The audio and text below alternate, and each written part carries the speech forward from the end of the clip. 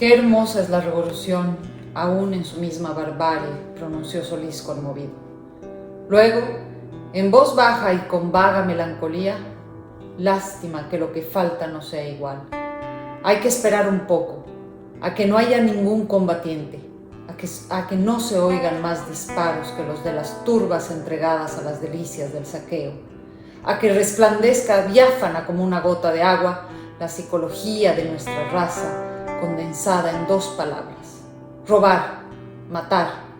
Qué chasco, amigo mío, si los que venimos a ofrecer todo nuestro entusiasmo, nuestra misma vida por derribar a un miserable asesino, resultásemos los obreros de un enorme pedestal donde pudieran levantarse 100 o 200.000 monstruos de la misma especie.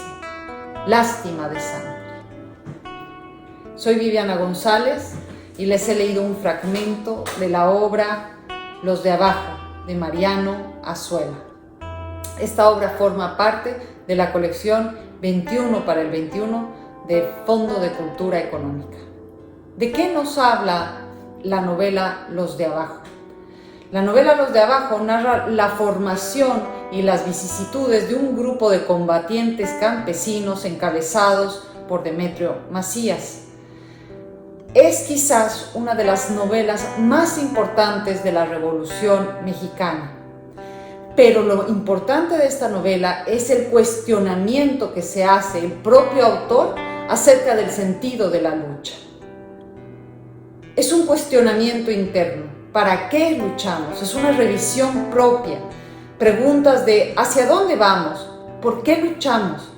¿Vale la pena tanto derramamiento de sangre?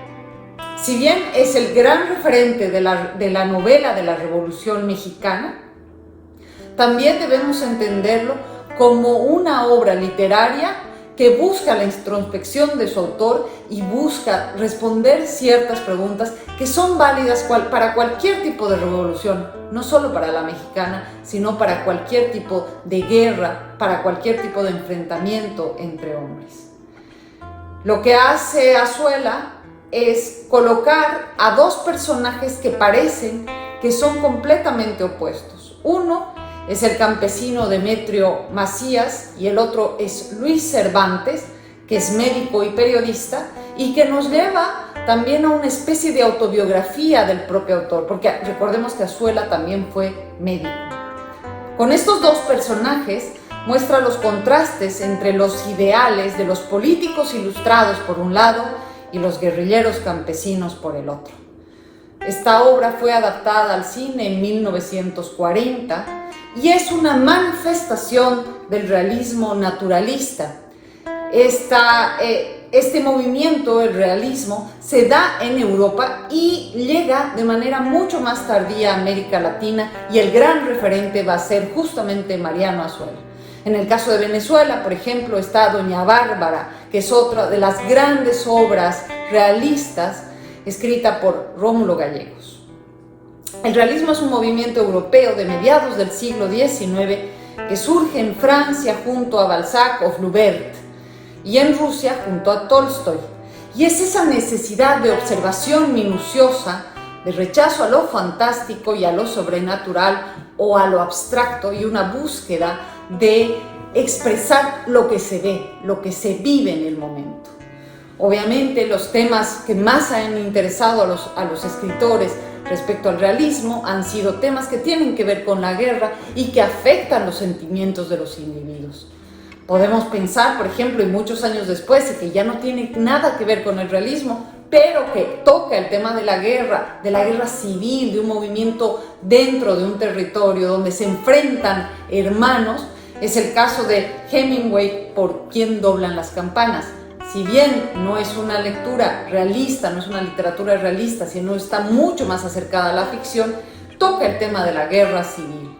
Lo mismo sucede con Los soldados de Salamina, de Javier Cercas, y es pues gracias a Mariano Azuela que la literatura mexicana, la literatura de la revolución, ha tomado un lugar muy importante en la historia de la literatura, no solo en América Latina, sino a nivel universal.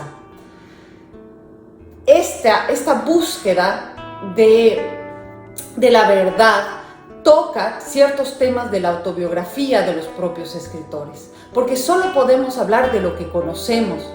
También es un cuestionamiento a todas esas injusticias que se hacen presente en la historia. Este libro se titula Los de Abajo, de Mariano Azuela, y forma parte de la colección de 21 para el 21.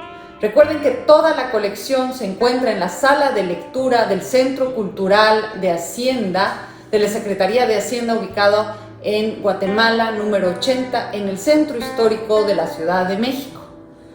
Sigan nuestras redes sociales como Hacienda es Patrimonio Cultural. Soy Viviana González y nos veremos en una siguiente cápsula.